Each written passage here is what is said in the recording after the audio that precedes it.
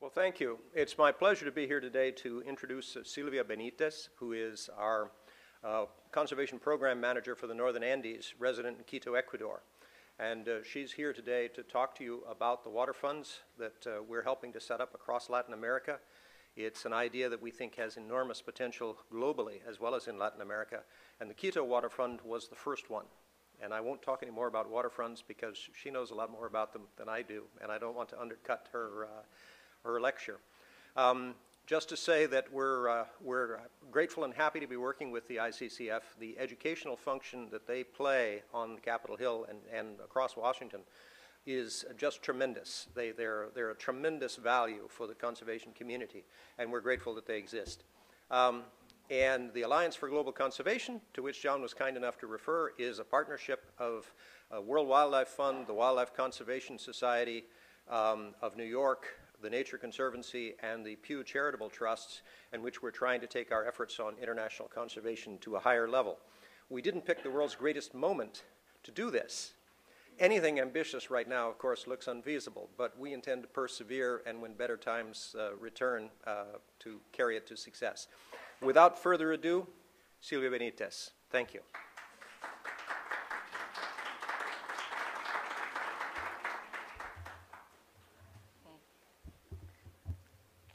Hi. Good morning. It's a pleasure for me to be here, so thank you for the invitation. I'm very glad to have the opportunity to talk a little bit about my work. I've been working with TNC for 10 years. I'm not bored. I feel that I'm starting a challenge, and this work with Water Fund, I think, is one of the greatest challenges I have in my job. I have discovered, thank you, that my work conserving nature does not only help those birds and plants that I like so much, but it's important for whom I care the most: my family, my friends, the citizens from Quito, people.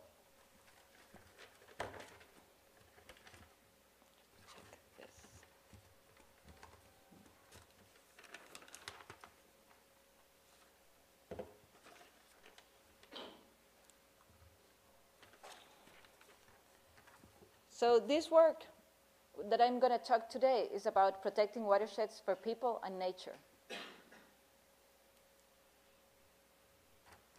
And it is an issue about the balance, because the resource is finite. And we're talking about a resource that is key, water. Because we cannot add to the total, if any sector takes too much, that means there is less left to meet all other needs. And if supplies becomes too scarce, communities, both human and ecological, begin to collapse. In general, when the balance is tipped, nature is on the short end, because up until now, nature wasn't typically included in our decisions about water. As population and economy grows, we should be looking not only at solutions that involve new infrastructure or technology. We should emphasize solutions based in nature. We need successful stories to show that investing in nature is investing in people. And that's what I want to show you today, our story about water funds. And I'll start with a story about this community. Chumillos community is located in the water sources of Quito. This 10 years ago, in 2000, this community was facing risks to their water ability. Women in this community needed to walk like for 2 hours to get water for their families, and the water supply was diminishing. In 2005, the Quito Water Fund started working with them. It started working in protection and restoration of a natural ecosystem that is found in these high mountain areas called Páramo. This natural ecosystem has special properties to retain and control water and to storage water.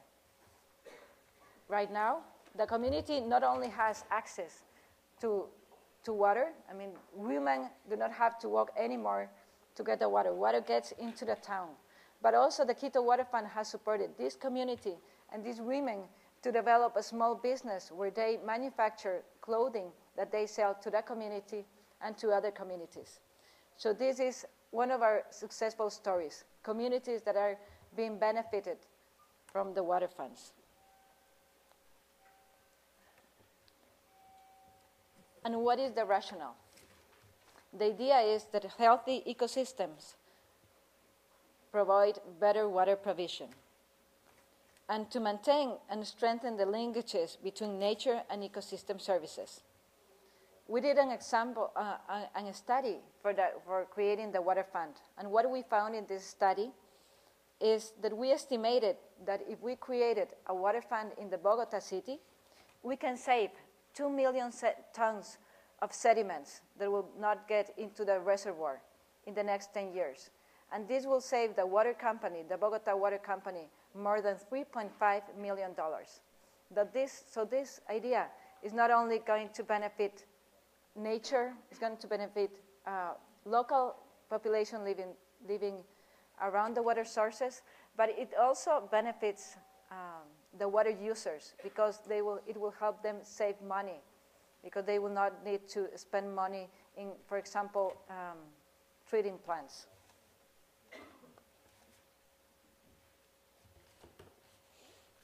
So how the water fund model works. It's basically a very simple idea. Water users should get together and form a mechanism to support conservation of the water sources.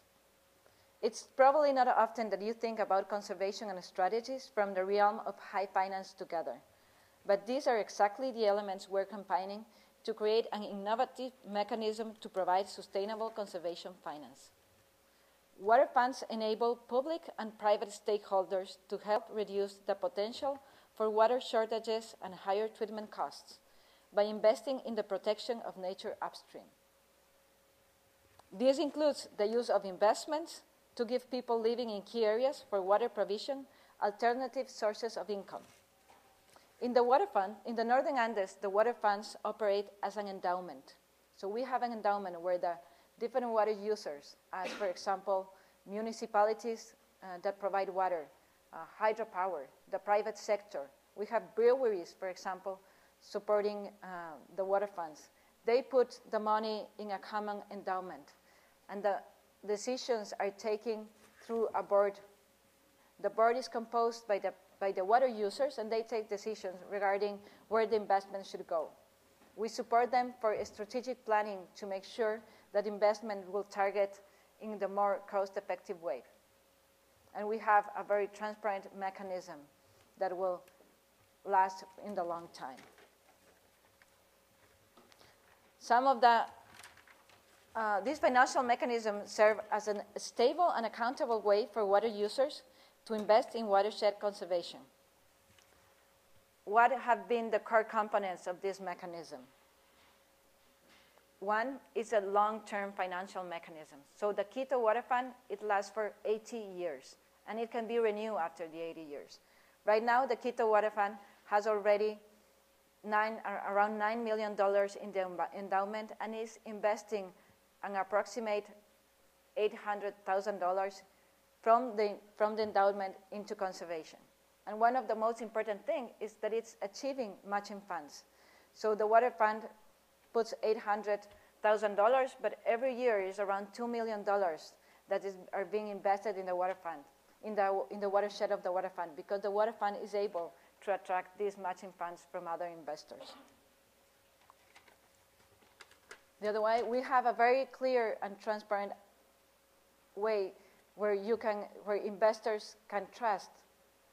There's a decision governing body that already has a set system of goals, and this decision-making body needs to ensure that all the goals for the water fund will be accomplished across time. There's a technical secretary that is in charge of implementing the activities in the watershed. The technical secretary reports to the board of the water fund, and the technical secretary develops an annual work plan that is approved by the board, and then it implements and ensures that activities will get into the field and will produce positive effects to water and nature and people. And what has been our role as the Nature Conservancy in these mechanisms? Well, 10 years ago, in 2000, we came out with this idea. We discussed this. We had the city in Quito. All the water sources from Quito came from national protected areas around Quito. 85% of the water from Quito came from these national protected areas, and there was no any finance mechanism for these protected areas. There was no money for hiring park guards. There was no money for having a management plan. Even though they supported 85% of the water to Quito, these areas didn't have any income or any money to maintain themselves. So Quito worked with the mayor of the city and with the City Water Company to create this mechanism. And TNC was the one that facilitated this mechanism, came out with the idea, and helped set up this mechanism. The mechanism started with just $24,000.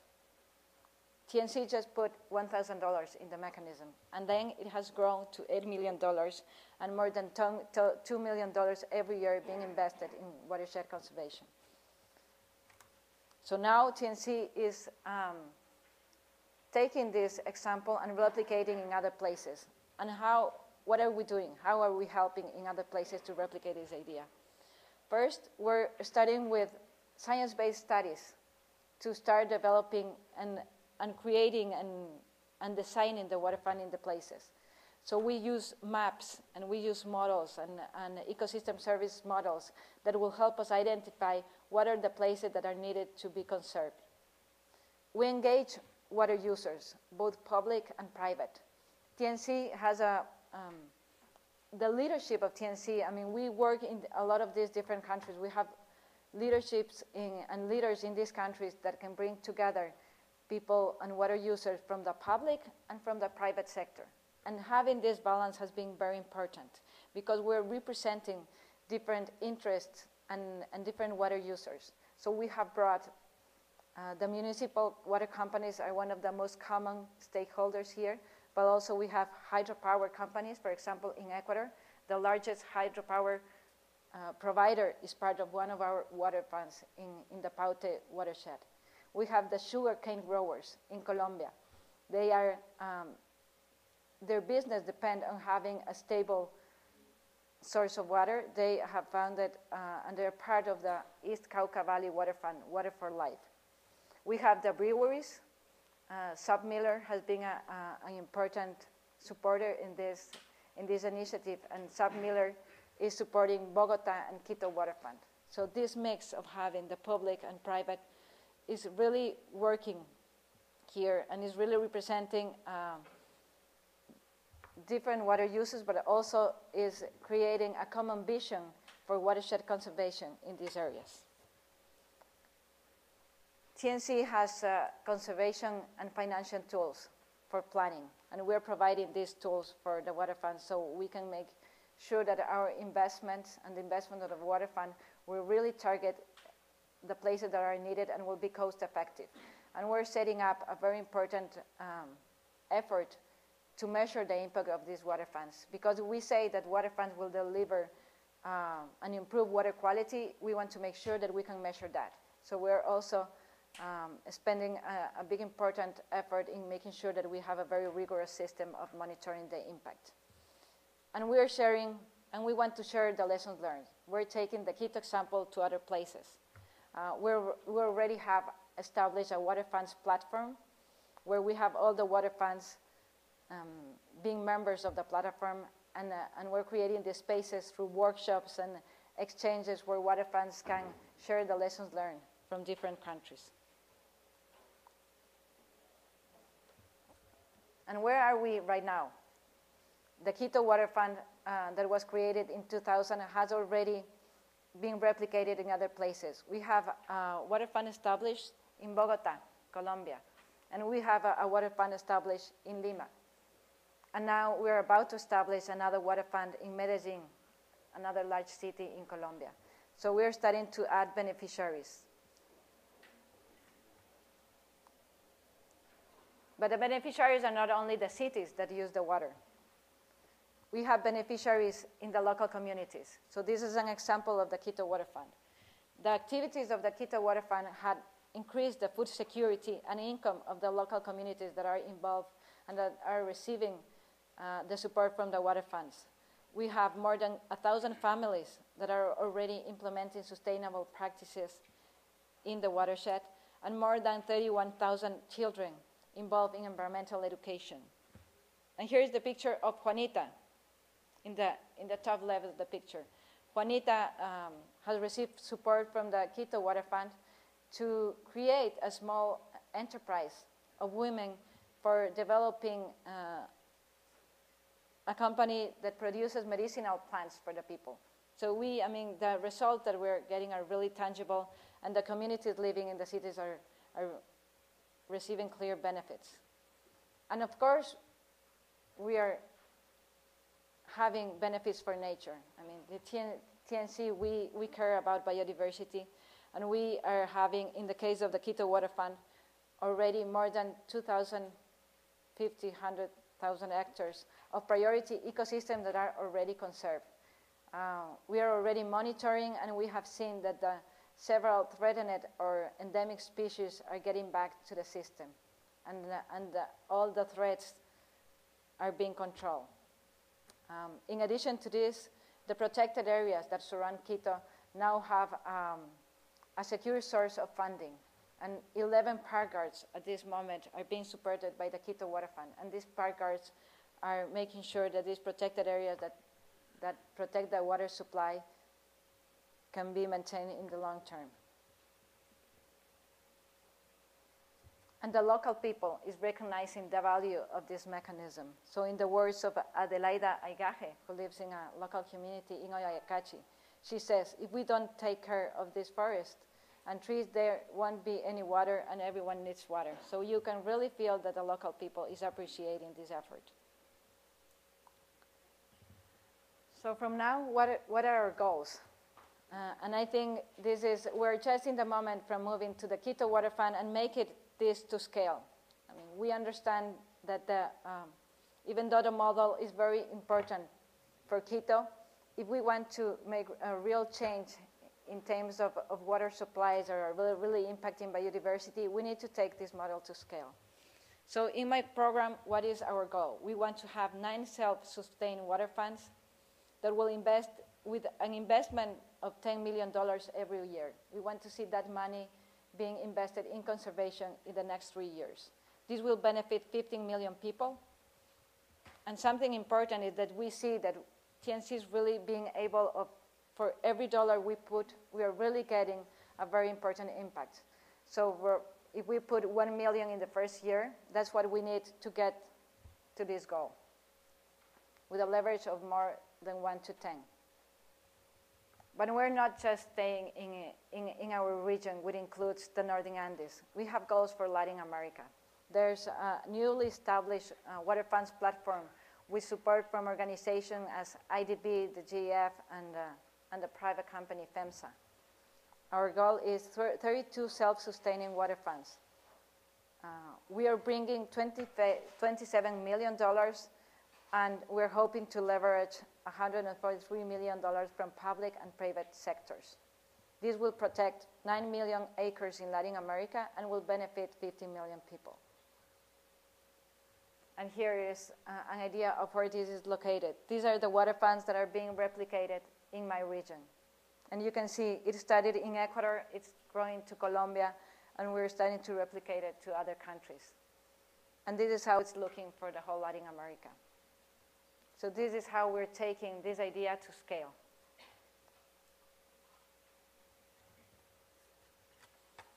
But we still have challenges and new places. The water fund idea is just starting. It has proven to be a successful model for large cities. What we hope in the future is that we can also take it to small towns and villages where poverty alleviation is going to be a priority. We're starting working with indigenous areas. For example, in Colombia, we're starting a water fund in Sierra Nevada de Santa Marta, which is basically owned by indigenous people. So we're starting to work with them in setting up this type of mechanisms. And also, we don't only want to work in areas that benefit freshwater and terrestrial. We're trying to look for linkages of places where also we can benefit marine areas. And we're starting, for example, in Cartagena, in the coast of Colombia, with a water fund where we want to start making these linkages between terrestrial freshwater and marine conservation.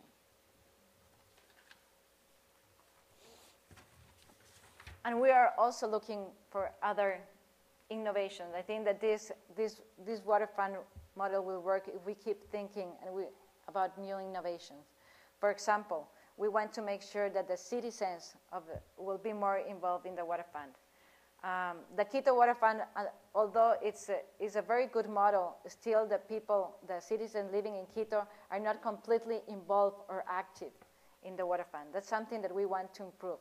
So for example, in the Bogotá Water Fund, we have started with a public campaign to involve all citizens. And now, after a year, the public campaign is starting to show some results, and individual citizens are interested in support the water fund. Also, we want to see how water funds involve in some of the traditional conservation work, like land management and land acquisition. The Quito Water Fund is going to start managing land for conservation at the end of this year. So let's see how it works. We think that the Quito Water Fund has a very good capacity also to start doing this type of work. And again, one of our main challenges in the future is to measure the impact. We want to, as I mentioned, to see really the returns in terms of improvements of water quality and quantity, improvements in biodiversity. And we want to measure the benefits in people, how these water funds are supporting livelihoods of local communities. This is an example of the water funds that are already created. Each water fund has its own identity. So we have, Fonapa is the water fund in the Paute watershed. Aguasomos is the water fund in Bogotá. And we have another examples of water funds in the region. As you see, the idea is growing. I believe in water funds. I believe that we can really change water stewardship with this model. But we still need to work a lot in creating more alliances, more partnerships, to be able to take this model not only in Latin America. We want to take it to other places. We want to take it to Africa. Already one of my colleagues is at this moment supporting our Africa program in thinking how we can set up a water fund in Africa. What about Asia? There are a lot of places that need to improve their water management and need to secure this type of, secure the water availability in the future. So we believe that if we keep building partnerships, we can take it really, this model around the globe. Thank you.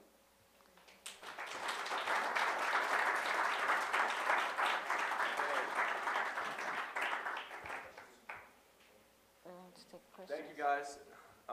We will have, I guess, questions now, and I also want to draw your attention to one pager that we've made regarding this briefing that you all can pick up on the way out, and we'll send the video, the PowerPoints, and bullet points about this briefing in about a day to all y'all as well. So if you all have any questions, also, if your boss is not a member of the International Conservation Caucus, call me and sign him up. The list is over there, and so that would be great. So if there's any questions on water funds, or yes, and please state your name. And my name is Allison. I'm in Cuba. I was wondering if you could tell us a little bit about the specific projects that the water fund invested in. Sure.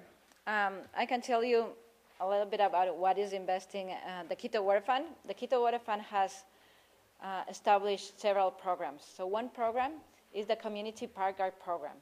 The Community Park Guard Program is basically working with local communities leader that will engage in conservation of the protected areas. So, but also this leader establishes projects for its own community. So it has these two works, taking care of the protected areas and then engaging the community in sustainable practices. We have, the Quito Water Fund has the Natural Vegetation Restoration Program. So this is basically a program to restore degraded areas. So they do reforestation with native species and natural vegetation restoration. We have the environmental education program that works basically with rural schools. At the moment, this program is focused in working with all the children that live in the rural areas. It has the communication program, which is really aiming to raise awareness regarding water issues in the city. And they have the monitoring program, which is basically setting up all the stations and things like that. In addition to this 80% of the budget of the Quito Water Fund is spent in these big programs. In addition to this, they have like a revolving fund where they support projects. They have like a small call for proposals and support specific projects that may be important for the watershed. So that's basically an example.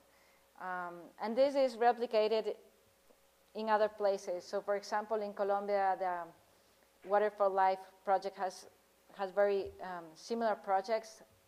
And it depends on the situation, but for example, in Colombia, the Water for Life also supports a lot projects on cattle ranching, sustainable cattle ranching. This is also one of the big projects they have in order to improve management of cattle. But this is an example of the type of projects that are being funded by the Quito funds. In other, something important, in other places, like in Brazil, there's also a program of establishment of direct payment to water users. So the people will receive direct payments because they are conserving their lands or because they are reforesting in their areas. So there's also this type of activities that's being implemented. And basically that has been working in Brazil.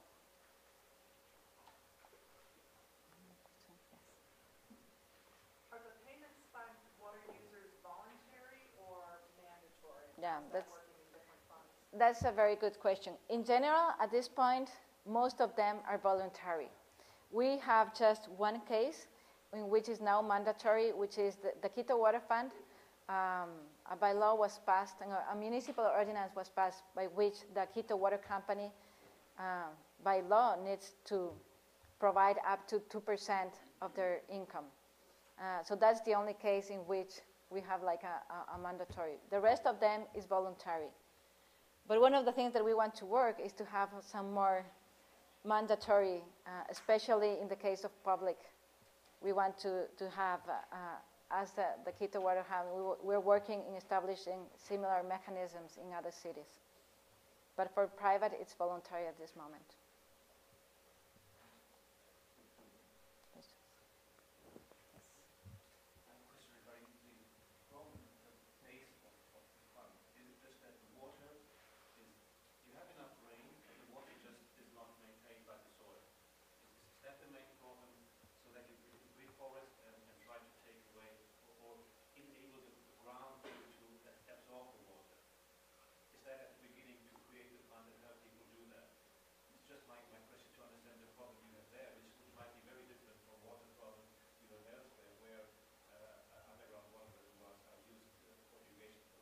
Yeah, and that issue is a very question because the interesting about this model is that even though it has common issues among every places, it also is adapted to the local differences. So when we do the feasibility studies and we set up the goals, we need to understand exactly what the problem that the water fund needs to address. So for example, in the Quito Water Fund, it was kind of a mix between ensuring good regulation of water flows, especially in the dry season. So for example, the Paramo plays a very important role in regulating water flows. So it was kind of a problem of conserving these areas, and these areas were receiving a lot of threats. So people were getting into these areas and threatening the water sources. In other places, as Bogotá, sedimentation is one of the main problems. So the project is focusing avoided sedimentation. In the case of the Cauca Valley, the Water for Life, the main users is the agricultural sector. So in this case, is irrigation water, and they're mostly concerned with base flows on the dry season and sedimentation. So the conservation actions are targeted towards that. So in each water fund, we need to understand very clearly what are the problems for the water users. And the activities are designed to solve those problems. And the goals for the water fund are established in terms of solving these problems. It sounds like a really interesting program, and glad to hear that you're kind of taking off with it. But what is the role that you see for Congress to play, if any, in relation to these water funds? For Congress? Yeah. Yeah, good. I think, for example, in this, one example, these water funds and the Quito Water Fund has received an important push and financial support from USAID support. So I think that this project is really targeted to solve international problems as water availability, poverty, biodiversity. And for example, international collaboration in this is key. And taking the example of USAID, even though USAID money does not get into the trust itself, it really has been very useful to support activities and matching funds for supporting activities of the water fund, but also for strengthening this technical secretariat. So for example, with USAID money, the first years of the technical secretariat, of the salary of the technical secretary in the Quito Water Fund was paid by USAID money.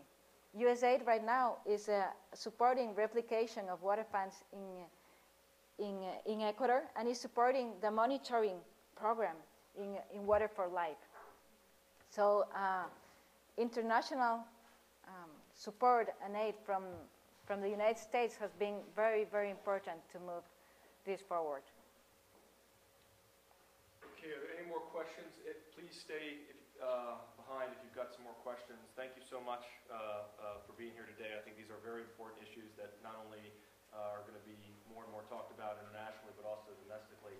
Bill Millan, by the way, is more than happy to answer your questions or more information on water funds and what the conservation community and even the private sector is working, how it's working with the conservation community to engage with potential water shortages.